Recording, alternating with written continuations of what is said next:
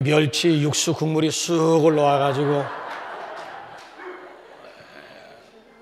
끝나고 여러분 한 번도 가지 마시고요. 예수님 생일을 맞이해서 다음 주에는 우리 교회 생일이라서 떡국으로 우리가 함께 성도의 교제를 나누지만 오늘은 처음으로 우리 국수, 맛있는 우리 국수 드시면서 모처럼 3년 만에 우리 성도의 교제를 좀 나누고 돌아가시기를 부탁을 드리겠습니다. 미국의 웰과 두란트 교수가 공동으로 역사를 연구하는 가운데 도대체 이 지구상에는 얼마의 전쟁이 있었을까? 여기에 궁금증을 가지고 집중적으로 연구를 해보았더랍니다. 자, 지금으로부터 거슬려 올라가가지고 3420년 동안에 전쟁 없는 날수가 286년이었다고 합니다. 3420년 가운데 286년만 전쟁이 없었습니다. 그러니까 역사상 91.6%가 전쟁으로 점철되었다라고 하는 얘기가 되지요. 그러니까 20세기 하나만 놓고 보더라도요, 전쟁과 혁명으로 인해서 목숨을 잃은 인구가 약 9억에 달한다고 합니다. 이게 굉장한 거예요. 그럼 21세기는 어떻습니까? 국가 간에, 민족 간에, 나라 간에, 아니면 부족 간에, 아니면 개인 간의 전쟁과 싸움, 크고 작은 전쟁과 싸움이라고 하는 것은 그칠 날이 없습니다. 지금도 저 러시아와 우크라이나를 보십시오. 자, 러시아가 장담했었잖아요. 3일이면 끝난다고. 오래 갈 것도 없다고. 그러니까 우크라이나 그 조막대만한 나라, 그 어마어마한 러시아가 3일이면 전쟁 끝낼 수 있다고 장담을 했는데 3일이 뭐예요? 300일이 훨씬 넘어가도록 아직까지도 너 죽고 나 죽자라고 하는 식으로 싸우고 있지 않습니까? 그로 인해서 지금 지구촌이 막 몸살을 앓고 있잖아요. 아니 글쎄, 휘발유 가격보다 경유 가격이 리터당 200원이 더 비싸다니 이게 말이 되는 얘기입니까? 도대체 이 지구촌에 왜 전쟁이 일어나는 것입니까?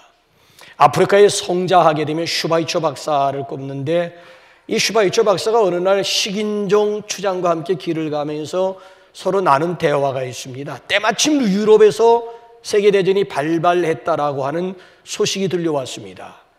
도무지 이거 이해할 수 없다라고 생각한 식인종이 추장이 슈바이처 박사에게 물었습니다. 미국인들도 서로 총을 겨누고 쏩니까?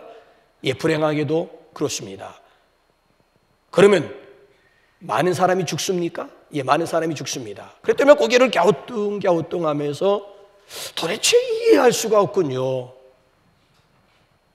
미국인들은 원수의 시체를 먹지도 않으면서 왜 서로 죽이고 싸우는 것입니까? 라고 이해 안 된 질문을 하더라고 하는 이야기예요.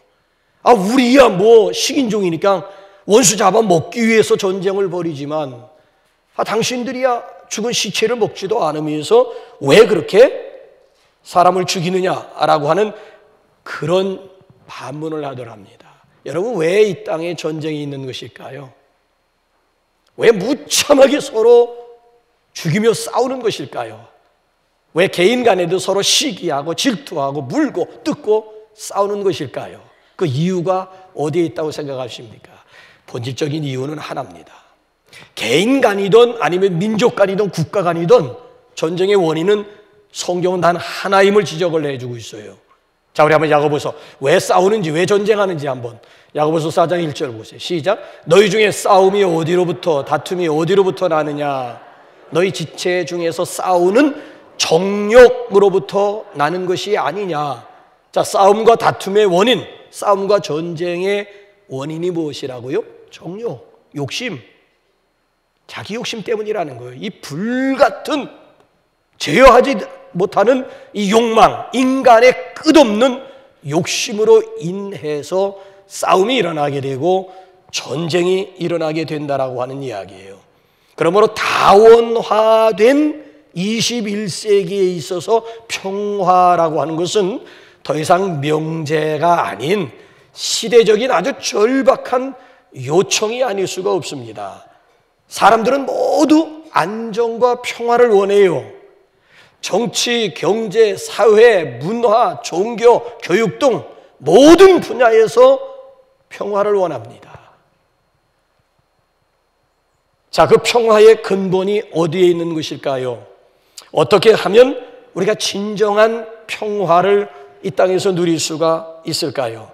자, 예수님의 성육신의 목적이 바로 여기에 있는 것입니다. 에덴 동산에서 죄로 인해서 잃어버린 진정한 평안을 다시 되찾아주기 위해서 예수님이 이 땅에 오신 것입니다. 그래서 오늘 여기 14절 말씀을 보게 되면은 그는 우리의 화평이신지라. He is our peace. 그는 우리의 평화이신지라.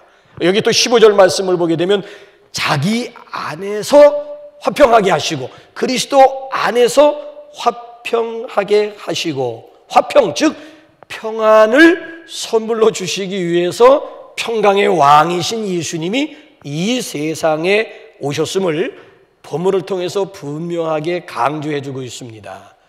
예수님이 이 땅에 오시기 전 정확하게 700년 전에 구약의 이사야 선지자도 뭐라고 예언했어요? 성가대 찬양 가운데 나왔어요. 다시 한번 우리 사주 이전으로 돌아가서 이사야 9장 6절 한번 다시 한번 보십시다. 시작. 이는 한 아기가 우리에게 낳고 한 아들을 우리에게 주신 바 되었는데 그의 어깨에는 정사를 메었고 그의 이름은 기묘자라 모사라 전능하신 하나님이라 영전하시는 아버지라 평강의 왕이라 할 것임이라. 그의 이름은 평강의 왕이라. His name is Prince of Peace. 그의 이름, 예수님의 이름은 평강의 왕이라. 자, 그러면 예수님이 오시기 700년 전에 이사야만 예수님의 이름이 평강의 왕이라고 했을까요? 아니에요. 미가 선지자도 한번 뭐라고 예수님을 뭐라고 예언했는지 한번 미가 5장 5절 한번 다시 한번 보실까요? 시작. 이 사람은 우리의 평강이 될 것이라. 이 사람 예수는 우리의 평강이 될 것임을 미가 선지자도 예언을 했어요. 자, 신약의 히브리서 7장의 장 제목은 멜기세덱입니다. 7장 전체를 통해서 수수께끼 인물, 신비스러운 인물 멜기세덱 왕을 우리에게 소개하고 있습니다.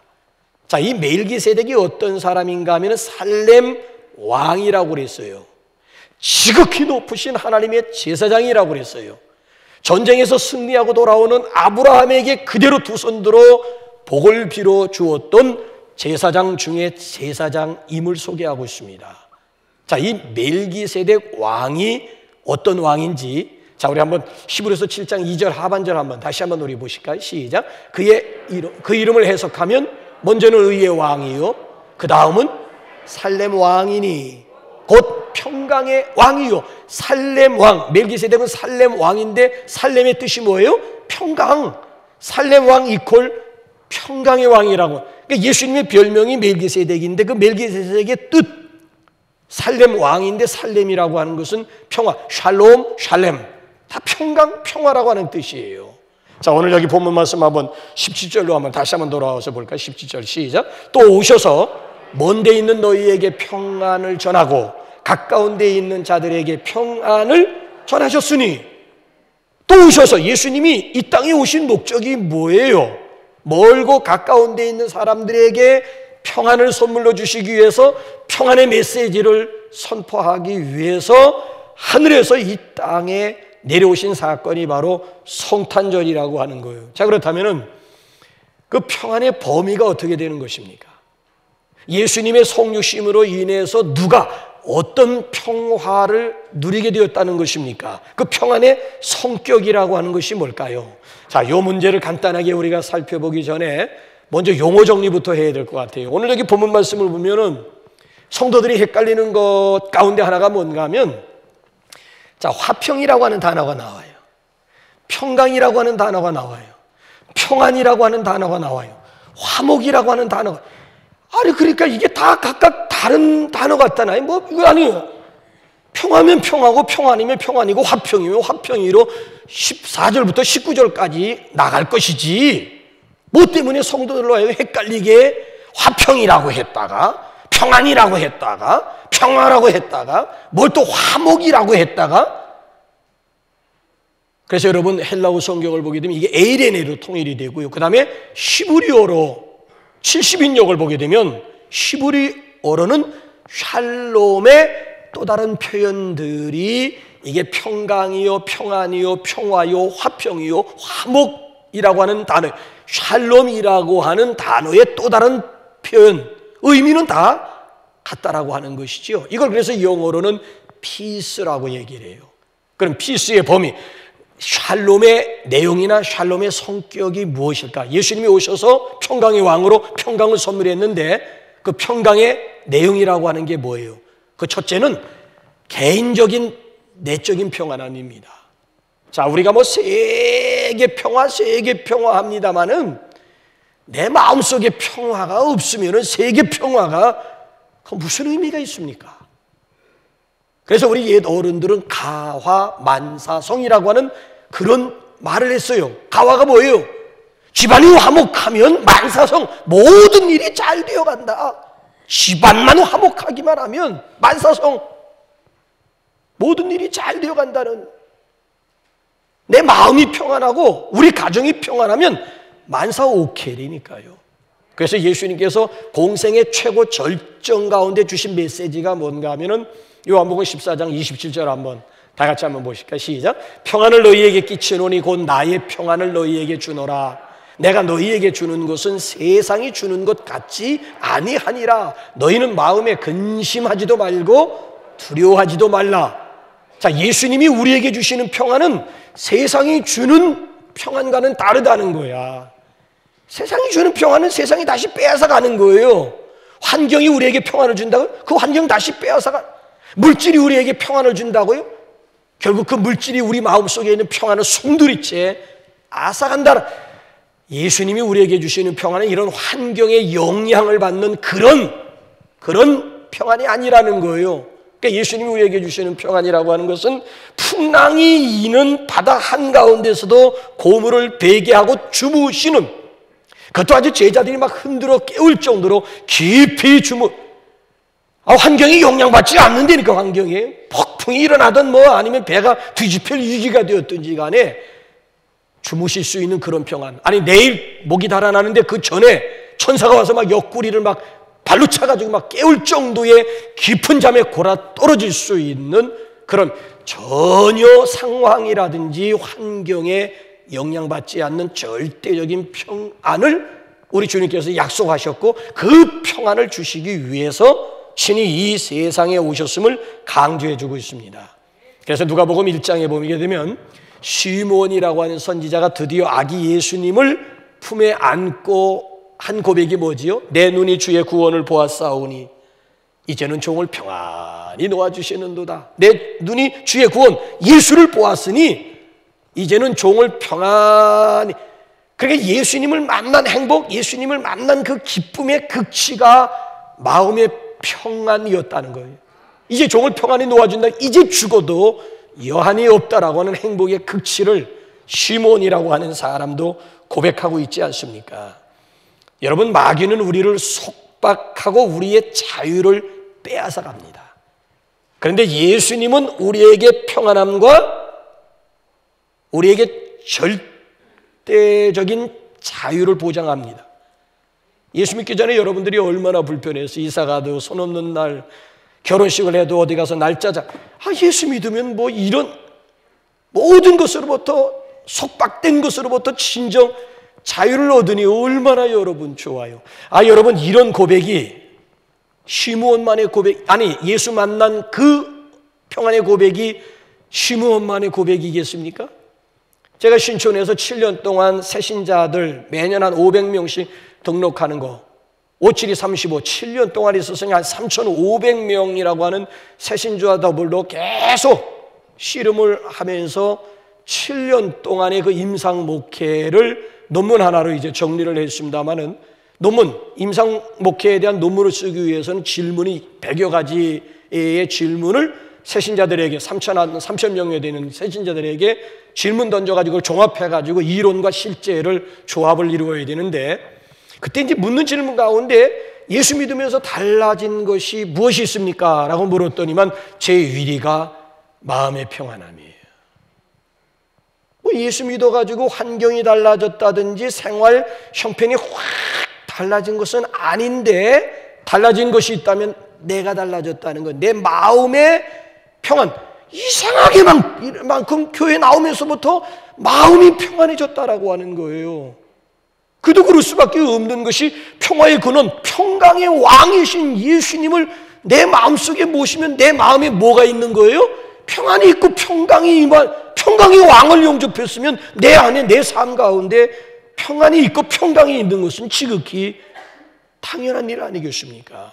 이 마귀라고 하는 놈은 아주 더 조이고 더 괴롭히다가 마지막에는 지옥으로 끌고 가요. 가령 여러분 50만 원짜리 굿을 나게 되잖아요. 횟수가 늘어날수록 액수도 늘어나게 되어 있습니다. 자, 5만 원짜리 부족을 사고 10만 원짜리 부족을 사더라도요, 여러분 이 숫자가요, 여러분 이 수가, 이 사건이 이게 커질수록 그 액땜하는 그 부적 값이라고 하는 것도 여러분들의 상상을 초월하리만큼 엄청, 그러니까 이놈은 계속 조이고 계속 인간을, 우리 할머님 댁 어렸을 때 보게 되면 아랫목, 운목, 안방, 운목에 보게 되면 뭐 흥긋대기 같은 거 잔뜩 줄레줄레 있다며. 그 뭐니까 그 다 귀신이에요. 이거 뭐 무슨 귀신. 아이고 변소 귀신 또 섭섭할까 변소 귀신 섬기고, 몽당비 또 섭섭할까 몽당비 귀신 섬기고, 무슨 귀신 뭔 귀신의 종류가 그렇게, 왜 이 귀신 섬기면 또 이 귀신이 섭섭할까 봐. 그래서 계속 이 마귀라고 하는 놈은 계속 우리를 조이고 계속 우리를 괴롭히다가 마지막에는 우리를 끌고 불못으로 지옥으로 마지막 가는 것이 마귀의 존재 이유가 되는 거예요. 그런데 여러분, 예수님은 믿으면 믿을수록, 만나면 만날수록 정말 깊은 위로뿐만이 아니라 우리에게 정말 강물과 같은 그런 평안을 우리에게 선물로 주세요. 그래서 에스겔서 47장에 보게 되면은 성전 문지방을 통해서 물이 흘러나오는데 그것이 나중에 강을 이루는 거야. 맨 처음에 재어보니까 발목이야, 발목. 그 다음에 재어보니까 무릎, 그 다음에 재어보니까 허리, 그 다음에 재어보니까 어깨, 그 다음에 재어보니까 완전히 물에 잠긴 바 되었다라고. 헤엄을 치지 아니하고는 건너갈 수 없을 정도로 온 몸이 물에 잠김가 되었다라고 하는 거예요. 이제 제가 여러분들에게 묻고 싶은 것이 있습니다. 여러분들의 수준은 어느 정도예요? 우리 주님께서 주시는 평안의 정도가 어느 정도입니까? 어느 정도 우리 주님이 주시는 그 평안을 여러분들 삶 가운데서 누리고 계십니까? 발목과 같은 평안입니까? 아니면 무릎과 같은 평안입니까? 아니면 허리와 같은 평안입니까? 바라기는 온 몸이 은혜의 강물, 평강의 강물에 잠김받을 수 있기를 주님의 이름으로 축원합니다. 내게 강 같은 평화, 내게 강 같은 평화, 내게 강 같은 평화 넘치네. 할렐루야. 끝. 그러니까 우리 주님은 섬기면 섬길수록 더욱 귀한 주님이심을 믿으시기 바랍니다. 그래서 우리 주님께서 오셔서 우선 우리 내적인 절대적인 평안을 선물로 주셨고요. 그 다음에 두 번째로는 이웃과의 화평함의 선물입니다. 자, 14절 한번 보세요. 공통점이 있어요. 시작. 그는 우리의 화평이신지라 둘로 하나를 만드사 원수된 곳 곧 중간에 막힌 담을 자기 육체로 허시고. 자, 그 다음에 15절 또 보세요. 빨간 줄 15절 시작. 법조문으로 된 계명의 율법을 폐하셨으니 이는 이 둘로 자기 안에서 한 세 사람을 지어 화평하게 하시고. 자, 계속 강조되는 것이 둘로 하나 되게 했다, 둘로 화평하게 했다. 그러면 이 둘이라고 하는 게 뭐지요? 유대인과 이방인이에요. 유대인과 이방인으로 하여금 화평하게 하시고 하나 되게 하시고, 주님이 오셔서 화해시키고 둘로 하여금 하나 되게 했다는 거예요. 자, 보세요. 유대인들은 율법에 목숨 겁니다. 율법에 올인합니다. 율법 계명을 지키기 위해서 막 몸부림을 칩니다. 그래서 10계명을 세분화시킨 것이 613개의 계명을 만들어 놓은 거예요. 그에 비해서 이방인들은 계명, 율법과는 전혀 상관없는 삶을 살게 됩니다. 그렇기 때문에 이 둘은 자연히 원수 관계가 된 거예요. 유대인과 이방인들 간에 눈에 보이지 않는 담이 존재하게 되었다는 거예요. 그 담이라고 하는 것은 적개심이야. 적대감이에요. 적대감. 유대인들이 이방인들을 볼 때는 저 율법 없는 들, 계명, 지 멋대로 사는 저 인간도 아니다. 그래가지고 짐승 취급하는 거예요. 왜? 자기들은 율법대로 계명대로 살기 위해서 몸부림을 치고 막 올인을 하는데 이방인들을 보게 되면 전혀 율법의 제재를 받지 않고 자기 하고 싶은 대로 개세라 세라 하면서 막, 그러니까 유대인들 입장에서 보게 되면 이방인들은 사람이 아니지 짐승과 다를 바가 뭐가 있습니까? 그냥 느끼는 대로 그냥 몸이 요구하는 대로 그냥 따라주는 삶이라고 하는 것은 이게 인간이라고 할 수가 있느냐? 그래서 상종하지 않은 거. 그래서 개처럼 짐승처럼 취급하게 된 거예요. 자, 그런데 예수님이 오셔가지고 눈에 보이지 않는 담을 제거해 주셨다라고 하는 거예요. 담을. 그래서 로마서 10장 4절에 보면 예수님은 율법의 마침이 되고 있음을 강조해요. 율법의 마침, 율법을 다 완성시킨 율법의 마침. 그래서 더 이상 율법 계명 때문에 이방인과 유대인들이 서로 적대감을 가질 이유가 왜? 담이 있었는데 담을 제거해. 예수님이 오셔가지고 자기 육체로 십자가로 담을 제거해 줘가지고 그래서 서로 유대인과 이방인들이 서로 화평할 수가 있고 서로 손에 손을 잡고 하나님을 경배할 수가 있었습니다. 할렐루야. 오늘 여러분들은 사람들을 대하실 때 어떤 마음, 어떤 자세 가지고 사람들을 대하십니까? 어때요, 여러분들? 저 사람이 있어야 내가 있다. 저가 없으면 나도 없다. 저가 슬프면 나도 슬퍼진다. 저가 기쁘면 그 기쁨은 나에게로 전이가 된다. 나의 기쁨이다. 뭐 이런 마음, 이런 자세 가지고 인간 관계를 맺어가십니까? 아니면 적대감 아니면 경계심을 가지고 사람들을 대하십니까? 저희 세대까지만 해도요, 이상하면 다시 보고 수상하면 신고하자라고 하는 것이 확 들여박혔어요. 112, 113 모르는 데 없어요. 방공, 방첨, 뭐 이승봉, 뭐 이거 어렸을 때부터 그래서 이상하면 다시 보고 자오자 수상하기만 하면 신고하자야. 그래서 저희 때만 해도요, 부모로부터 잘못 교육받은 것이 있어요. 그것이 뭐 여자들 같은 경우에 딸을 둔 부모들 같은 경우에는 딸에게 뭘 교육했는가 하면 남자들은 다 늑대야, 늑대. 늑대 교육받고 자랐고 남자들 또 아들을 둔 부모들 같은 경우 여자들은 다 여우야, 여우. 그냥 여우가 아니라 불여우야, 불여우. 그러니까 이게 사람과 사람과의 만남이 아니라 늑대와 여우, 여우와 늑대와의 만남이 되고 보니 으르렁거리지 않는 게 이상하지. 그게 이상하지. 그러니까 오리엔테이션이 벌써 이게 잘못된 거야. 여자분들이 가장 불만스러운 마음의 상태를 어디서 가장 많이 쏟아 놓는 줄 아십니까? 설거지할 때요. 그때 들어보면 저 안에 뭐가 불만이 있는지는 설거지할 때 가만히 귀를 기울여 보게 되면 아내의 시원주소, 아내의 상태를 파악할 수가 있는 거야. 내가 이 집에 식모인 줄 아느냐? 식모살이 하기 위해서 시집온 줄 아느냐? 아니, 그렇다고 저희 집 사람이 그렇다는 얘기는 절대 아닙니다. 그러니까 오해는 하지 마시기 바랍니다. 그렇다는 얘기예요. 그러면 그 소리를 거실에 앉아있는 남편이 들으면 가만히 있겠습니까? 야, 그러는 나는 새벽부터 밤늦게까지 일만 하고 돈만 벌어오는 이 집의 머슴이냐, 머슴? 얘기가 이상하잖아요. 내가 이 집의 식모인 줄 알아? 내가 뭐 돈만 벌어오는 머슴인 줄 알아? 아니, 사랑스러운 아내와 남편과의 만남이 아니라 머슴과 식모와의 만남이고 보니 이게 잠잠한 게 이게 정말 이상한 것 아니겠습니까? 그러니까 부부는 한 운명 공동체라고 하는 걸 모르는 거야. 한 몸의 비밀, 한 몸의 신비라고 하는 것을 모르는 거예요. 모르는 거. 자, 오늘도 우리가 사이좋게 지낼 수 있는 비결이 어디에 있을까요? 예수님 때문 아닙니까? 자, 남편도 위에 계신 예수님 사랑하고 아내도 위에 계신 예수님을 사랑하면 꼭지점에서 인카운터가 되는 거예요. 그리스도의 사랑으로 비로소 이 두 사람은 한 몸, 그러니까 일심동체가 비로소 이루어지는 거예요. 여러분, 우리가 오늘도 이웃을 사랑해야 될 이유가 어디에 있는 것입니까?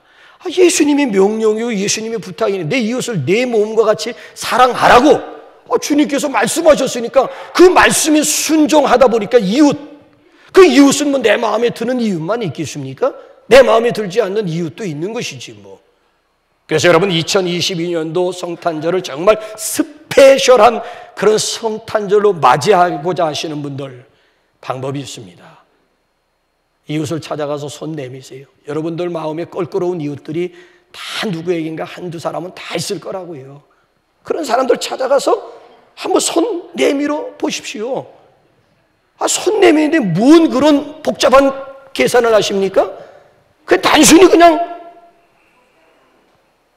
그래, 내 자존심 때문에, 내 자존심이 우리 주님의 말씀과 주님의 명령보다도 더 중요하고 더 우선한다는 얘기입니까? 그러고도 주님 사랑하신다고요? 립서비스예요, 립서비스.